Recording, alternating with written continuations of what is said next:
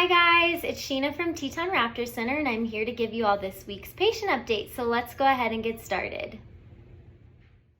First up this week is our newest patient. This is American Kestrel 116, and this female bird comes to us from Sugar City, Idaho, and is dealing with a broken humerus and a broken ulna in her right wing. We're not exactly sure how she broke the wing, but we were able to get her into surgery right away to get the humerus repaired.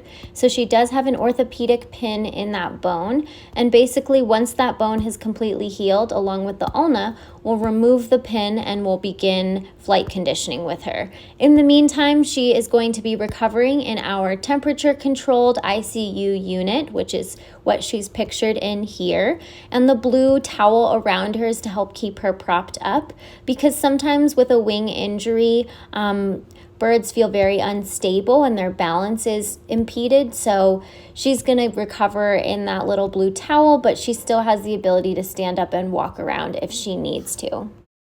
Next up is Great Horned Owl 1-8, and this bird comes from Rexburg, Idaho. She was actually hit by a car and picked up on the side of the road.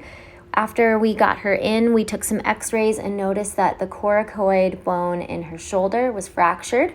Luckily, that's a bone that heals really nicely with cage rest and doesn't require surgery to fix it. So she's been living in an ICU enclosure, and she has been a perfect patient. She is eating on her own, so we can just put medication in her food so we don't really have to grab her up. So today she actually moved out of the ICU and into the PCU where she has a lot more space. So we're really glad to have her progress in this way. Next up, we've got Great Horned Owl 1-6, and this bird came from Osgood, Idaho, and was actually also hit by a vehicle and picked up off the side of the road. This bird is dealing with different injuries though. She's got some head trauma, and then she also came in with pretty severe trauma to the right eye, and we are doing medicated eye drops for this bird 3 times a day. And here's a photo of what those medicated eye drops look like. So we've got one of our staff members, Amanda, holding and restraining the bird, kind of having it on its back, while one of our volunteers carefully drops some eye drops into her eye.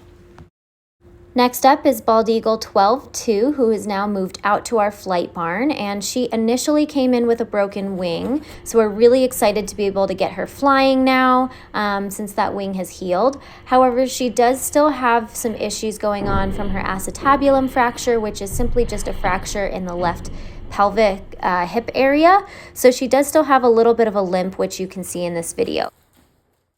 Last but not least is American Kestrel 8-1, and this is the bird that is dealing with a brachial plexus nerve injury. And since nerve injuries take quite a bit of time to heal, we do anticipate needing to have her for a bit longer. She is able to fly around, but she's just not able to lift her shoulder up in the right way. So we're hoping that with more time, we can get her back on track.